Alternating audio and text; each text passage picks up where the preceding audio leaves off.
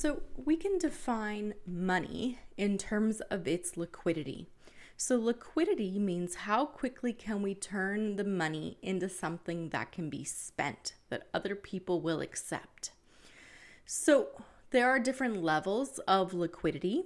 So when we talk about money in terms of liquidity, we have M1, M2, and M3. M1 is the most liquid form of money. So this would include the currency in circulation. So your loonies, your toonies, your $10 bills, so coins and banknotes are the most liquid, right? People accept those. You don't have to convert them into anything. The other thing that's in M1 is what we call demand deposits. So demand deposits are an economic term for the money that's in your checking account.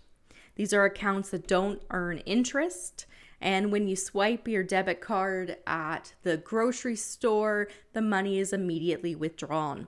So it is the most liquid form of money because when you swipe the debit card, it immediately goes to the person that you're buying the goods and services from.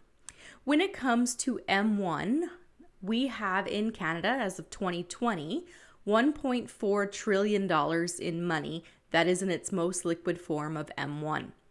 Now, the majority of this is money in people's checking accounts. So the demand deposits are about 92% of M1, with currency, coins, and banknotes being 8% of M1. Now, when you consider M1 as just a part of all the money available, those coins and banknotes are about 3% of our overall money. So we have to consider not just M1, the most liquid form of money, but also M2 and M3. Before we get into M2 and M3, though, let's just look at this article here. It's from 2016, but it looks at the use of cash among Canadians. And I'm just going to move my face here. So what this article talks about from the Global News is the use of different types of bills. And so you can see over time, there has been an increase in the use of many of our banknotes, but not a huge increase is what this article is saying. Where the biggest increase in bills is in the $100 bills. So Canadians are using more $100 bills than other types of currency. In fact, if we look at the $100 bill in circulation, there are 11.5 $100 bills for every Canadian. So we seem to favor $100 bills, and the question is why? Is that because $100 bills are good gifts, and otherwise we just use our debit or Interac card for everything else? So why is it that $100 bills are so popular, whereas the other types of bills, as noted here, we're using less and less cash? But all those bills are M1. So let's look at the next type of money, which is M2. So M2 is the second most liquid type of money. And so it includes everything that's in M1. So that would be your currency and your demand deposits, the money in your checking account. But it also includes what we call in economics notice deposits. Notice deposits are the money in your personal or business savings account. So savings account accrue or earn interest. So that makes them a little less liquid than the money in your checking account. So if you have, for example, tried to pull money out of a savings account, there's often a little bit of a delay, a couple day delay to pull that money out of the savings account unless you're moving it from one account to another. So that extra delay is what makes it less liquid.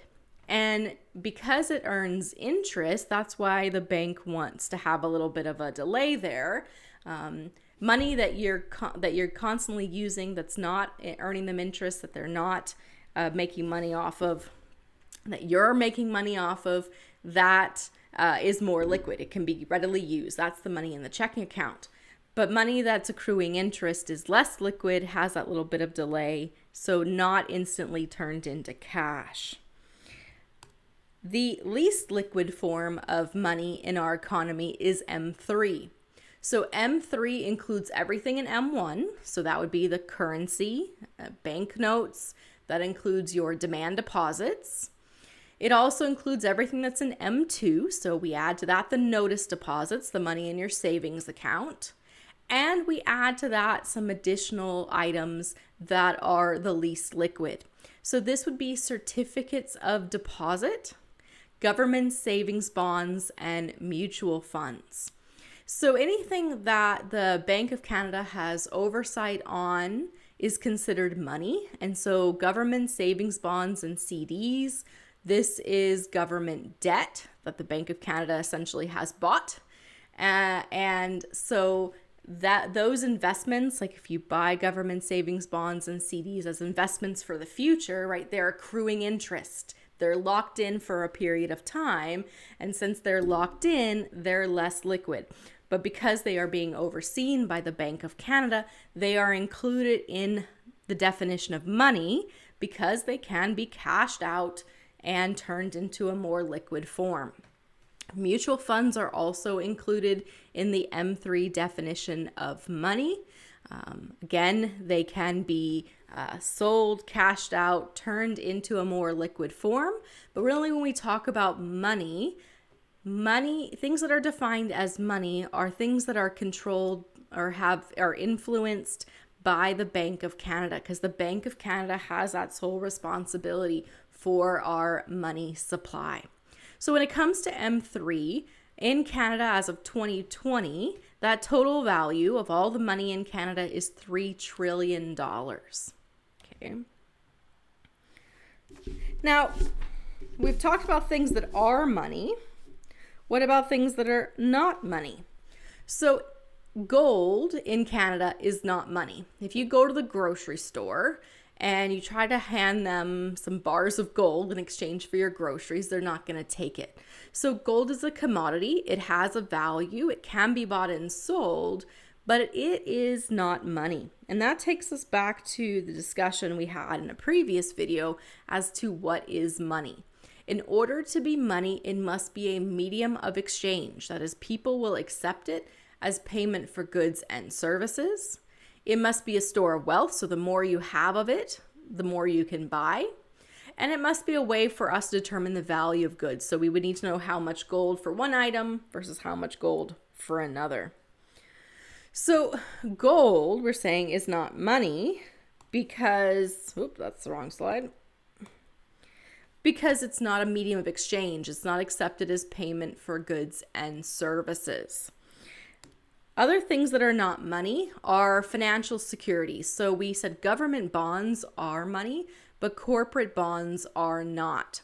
Stocks are not. Again, you can buy these things. They can gain in value. You can then sell them. But they themselves are not money. And again, this comes down to, if you have more of them, have you increased? So is it a store of wealth? If you have more stocks and more corporate bonds, are you now able to buy more things? And is it a medium of exchange? Are people accepting it as payment for goods and services? So you go to the grocery store, can you pay for it? Now, the other piece with this is that money, we said earlier, is controlled by a central authority. Corporate bonds and stocks are not governed by the Bank of Canada, and so they are not then recognized as money. Debit cards themselves are not money. It's an IOU.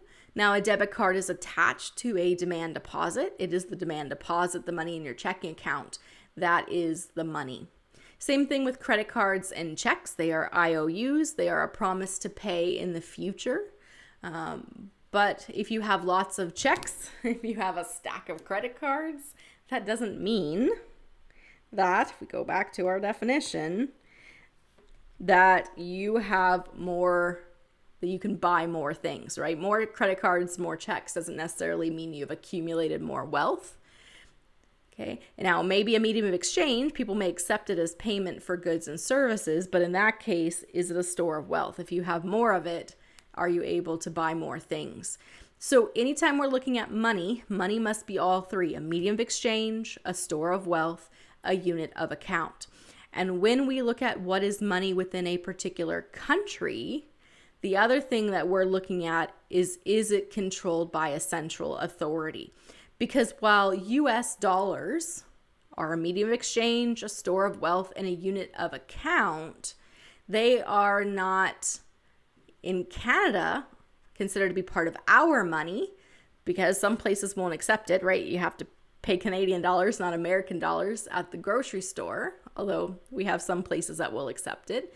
But we're also looking at, is it controlled by a central authority? So when we look at money in our economy, we include currency in circulation, money in checking accounts or demand deposits, money in savings accounts, which is your notice deposits, and then other less liquid forms of money that are controlled by the Bank of Canada, which includes certificates of deposit, government savings bonds, and mutual funds.